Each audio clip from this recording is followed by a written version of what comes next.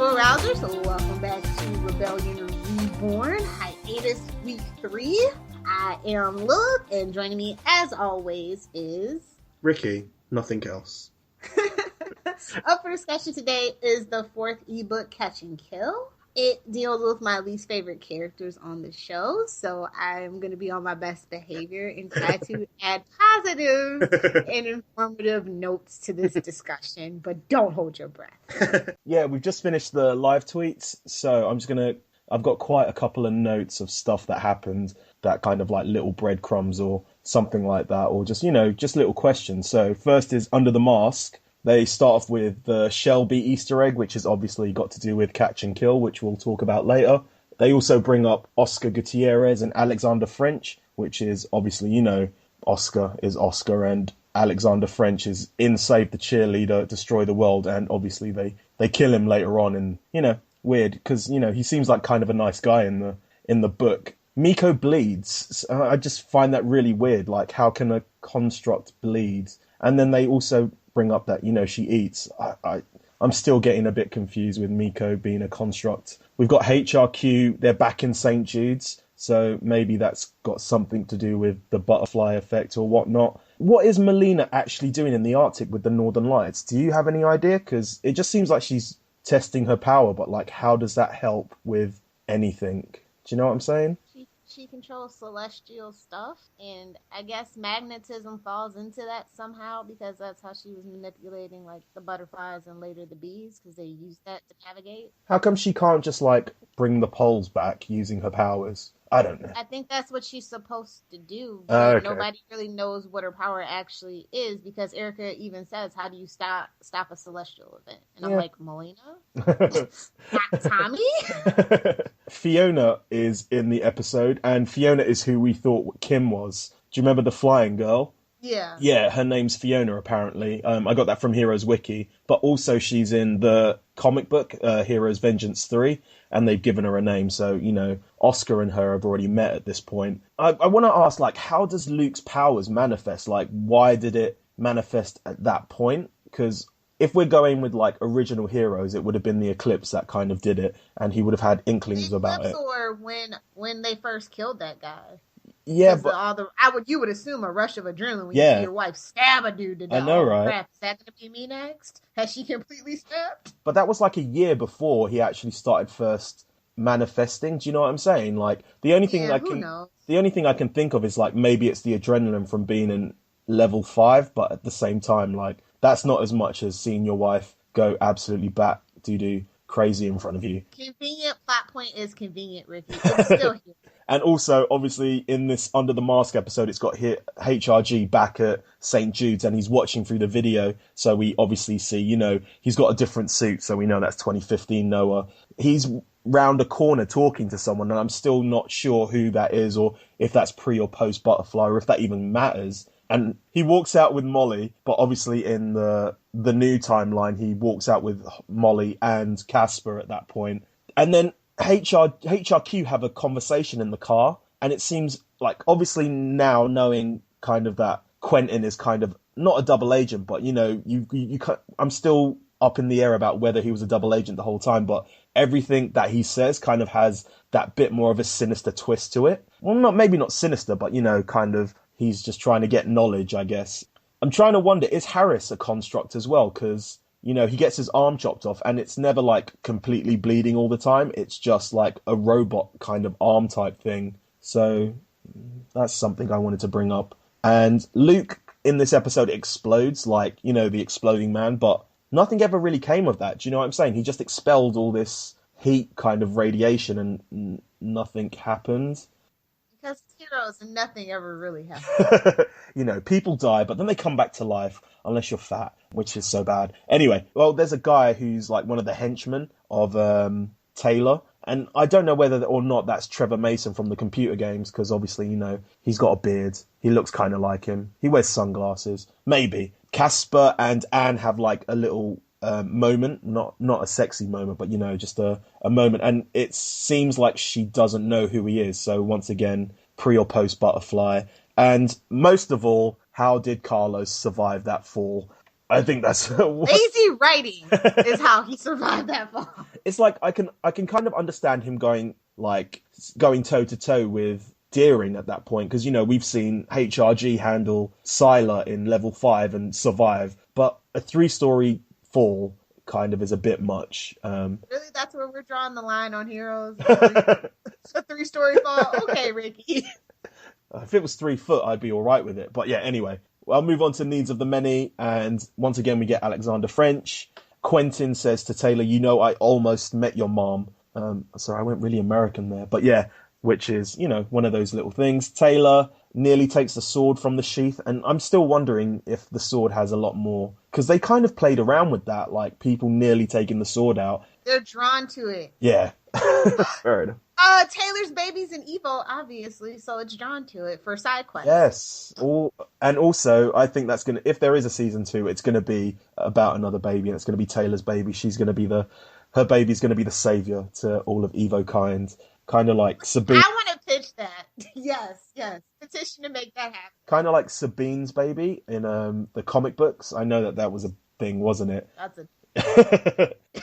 Why are the Collinses staying in motels that look exactly like the one that they killed someone in? If I was Luke, I'd be like, no, I don't want to stay here. But, it's easier to just reuse the same set. Why does Harris turn into Salt? Or why does Harris' clones turn into Salt? What's the thing? What's the... Salt of the earth. Oh, I'll go with that. Like golems or something like that, maybe. I don't know. Maybe.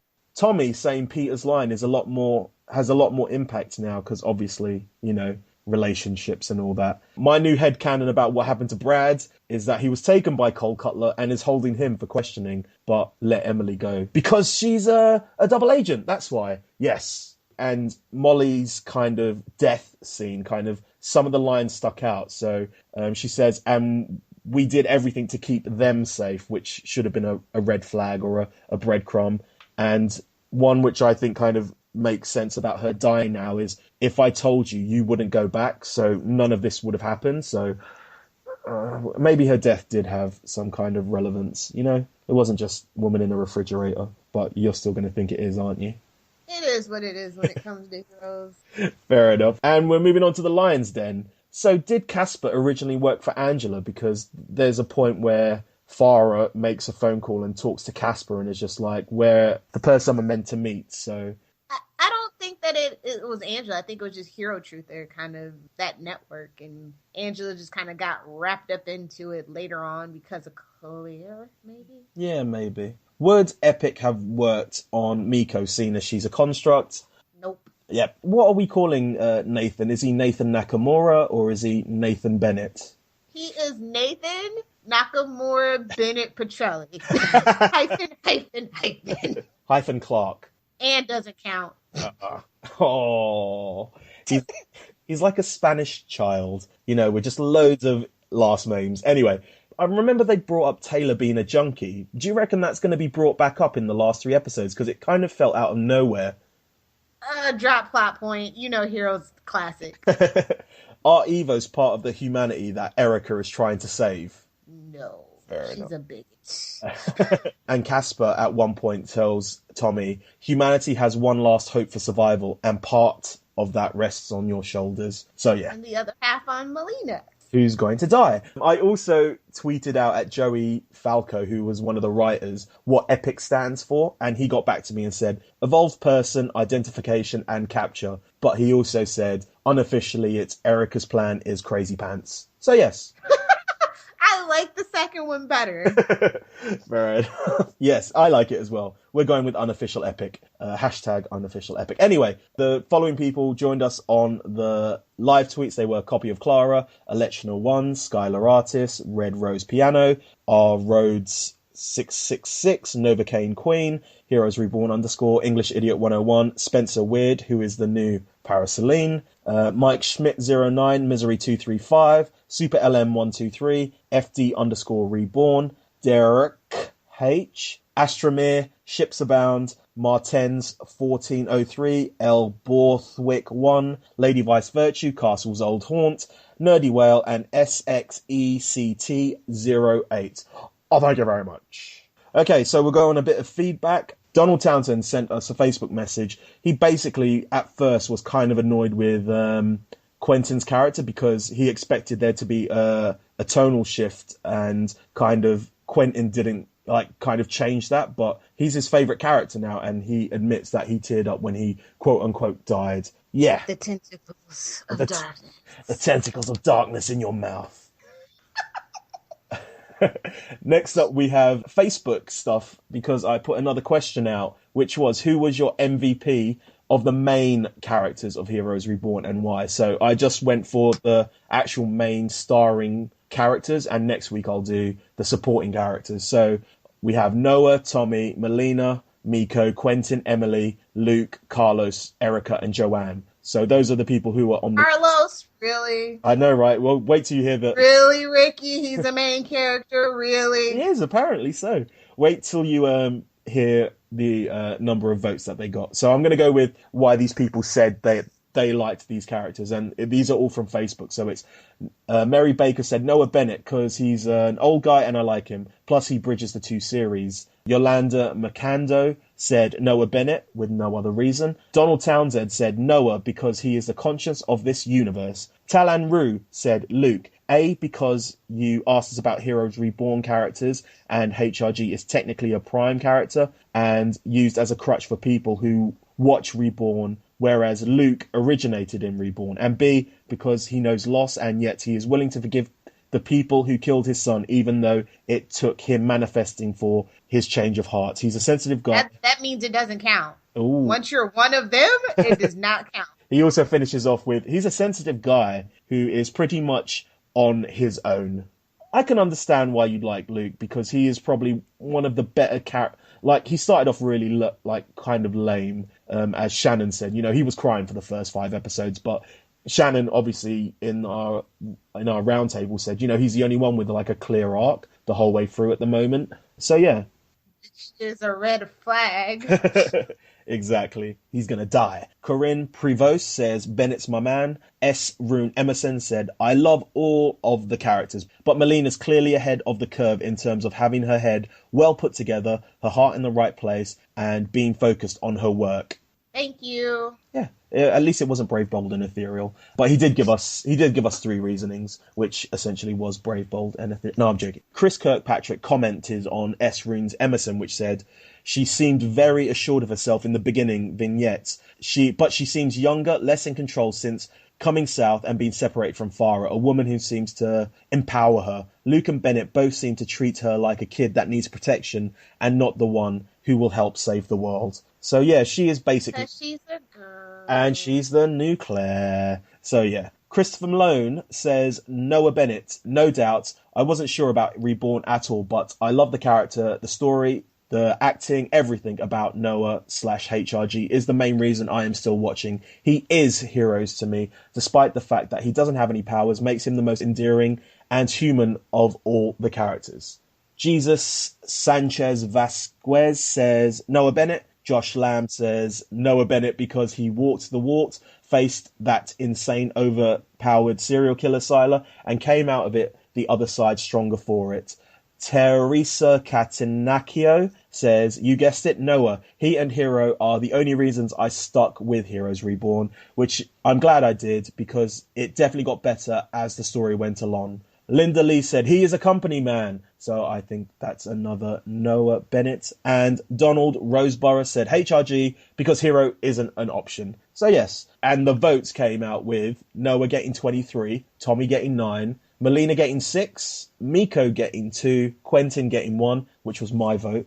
What? I know, right? Emily getting 1, Luke getting 1, and Carlos, Erica, and Joanne all at the bottom with 0. So... Goose eggs in your face! And yes, there was another question we asked a while ago, which was, which Heroes Reborn character would you like to see in Season 2? You can only choose one, and why would you choose them? And I got a couple more responses from that. Dieter Bug said, Hero, because he is my favourite all-time hero. But if it's new to Reborn, Ren, because he's pretty much the child version of Ando.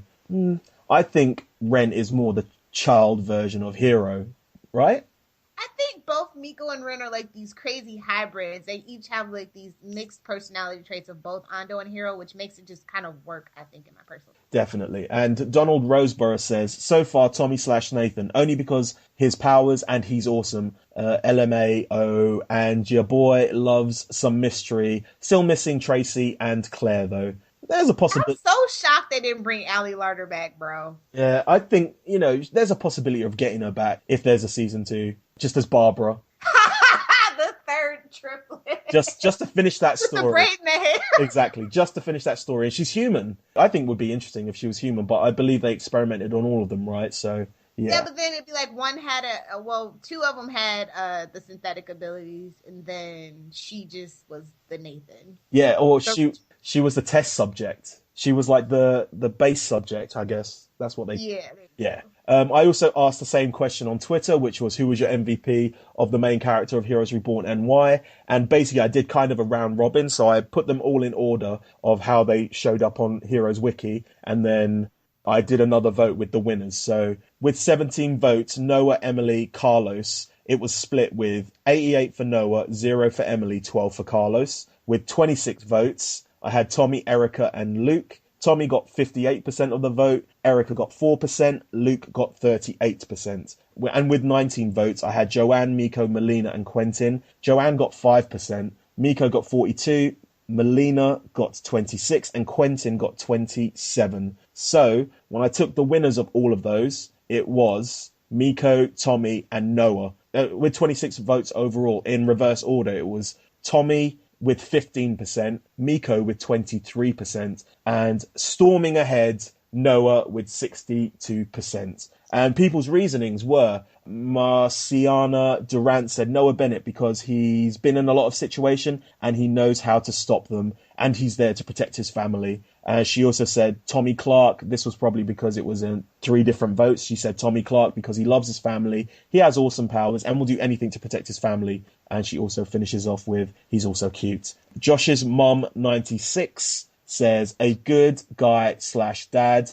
Death of his son caused him to get lost. Searches for atonement, attempting redemption. He's not just an Evo. So that's obviously about Luke Cash Money. Zachary Levi _fans said, Luke, because he is arguably the most dynamic, complex, tortured and layered characters of the show. And Zach portrays it with an excellent, heartfelt, gut-wrenching performance. Wouldn't it have been funny if they said Melina? Oh, yeah.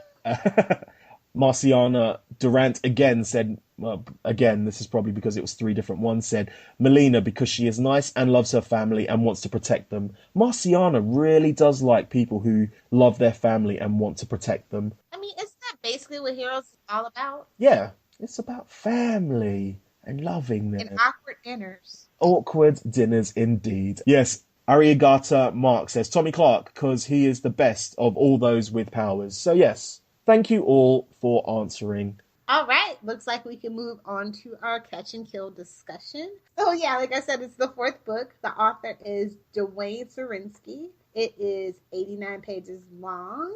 And the book before it, of course, was Dirty Deeds. This is all about the Collinses. The Collins and their and their like Winchester-like approach to hunting down evils. I have no idea what that reference is. I'm joking. Supernatural. I know, it's a supernatural thing. But yeah, I'll go through a very quick synopsis. It's basically after killing the Shelbys, who we have heard about in the episodes. We realise that kind of the husband or Daddy Shelby has basically been showing off his power, which I think is kind of stupid, especially after June 13th. He's essentially got Luke Campbell's power of like microwave emission. Luke kind of sees. Oh, what if he's a power stealer? Who? Luke Collins. Oh God, no! Don't give the fandom. He's like a long lost Petrelli brother. He's the 3rd Petrelli brother. Yeah. And that's why HRG hates him. No, he's obviously Sylar. He's obviously Sylar shapeshifted into someone new, as everyone says, because, no one else wears a black jacket and a black cap. So yeah, anyway, Luke kind of sees the rampage that him and Joanne are going through as the only thing that are kind of keeping their marriage together. I also think it's funny to say that Joanne hates dentists, which, you know. Anyway. Well, I would care. I know, right? Luke sees dentists and killing people as kind of the same thing, which is weird. They're both kind of feared, and they both kind of remove an unhealthy part from a system. And I kind of like that kind of allegory, or whatever you want to call it, metaphor, I guess. Similarly, I'll carry on just saying things. Anyway, even though it's a double... Yes, sonnets, yes. Even though it's a double homicide, people still think it's Mahinda, and Luke is, at the same time, kind of relieved, but pissed, because, you know, Mahinda's kind of taking credit. And once again, why would Mahinda take credit? It's a murder against Evos. That makes no sense to me. And Luke is still obsessed with talking about El Vengador, which is weird, especially after rewatching the first premiere episode. But anyway, they move on to their new target, who literally is called Target for about 30 or 40 pages, which I kind of liked. Her name, I don't even remember her name. I'm just going to call her Target for the rest of Marylou. Oh my God, MaryLou, MarySue. Her power is phasing. She can go, but she can't go through living things. So when she does, she kind of breaks the hand of a guy who she walks through, and it's put on YouTube. And that's how the Collins kind of start hunting her. The Target is trying to find this guy who put the video, or this person who put the video on, who called Coffin 77. And it's kind of weird, because I thought the Target was being helped by Hero Truther, but no, Coffin 77 was actually a person who basically says, I will help save you, whilst the Collinses are kind of burning a house down and trying to kill her. She uses the power of phasing to get away. And the Collinses... Leo Hawkins' illegitimate daughter. Yes. Oh, yeah. And then the Collinses kind of... They go through clues and find out where she is, and she ends up basically... Coffin 77, who says, get on this train, go to LA and find someone called El Vengador. He will help you. Now give me money. She doesn't have any money, so he just lets her go. And, ends with Coffin 77 being taken... Well, what I got was Coffin 77 was a con man, and... Target gets away, and the Collins now have him to kind of interrogate him. And that's basically it, right? Yeah, basically. Shout out to the candy store owner, though. Why? Because I like candy stores and arcades. Oh, fair enough. Okay. I mean, this was like a 10-year-old me kind of story, honestly. It's like, yeah, let's break some elderly people's wrists and screw parental authority. Fair enough. I actually quite liked the book. I found it a really action-packed kind of read. I thought it was, it's like Brave New World, where they're kind of taking these different perspectives, but it was broken down into, like, these little, really smaller chunks. Yeah. So you would have, like... And the chapter where it's both Joanne and Luke's, like, perspective was just like, what? I liked it. Siler talking to his mother having a breakdown. I actually didn't put this book down, and I read it the whole way through. But yeah, I really did enjoy it. It was the quickest one I've gone through reading. There was no breaks. But yeah, I really enjoyed it. I can't really say much more about it. Yeah, it was not what I expected, but it's still, like, I still don't like the Collinses. Do you think that that's why you didn't like the book? Because it was about the Collins eye? Yeah, and they're just after this poor little teenage girl. Like, they're like a bunch of bullies. Fair enough. But so you didn't get any kind of background into the Collinses that you thought was interesting? I mean, Joanne's the one that needs to be fleshed out. And again, they've spent really all the time with Luke. I suppose. There is a couple of world-building things. There's obviously talk about the Hero Truther website.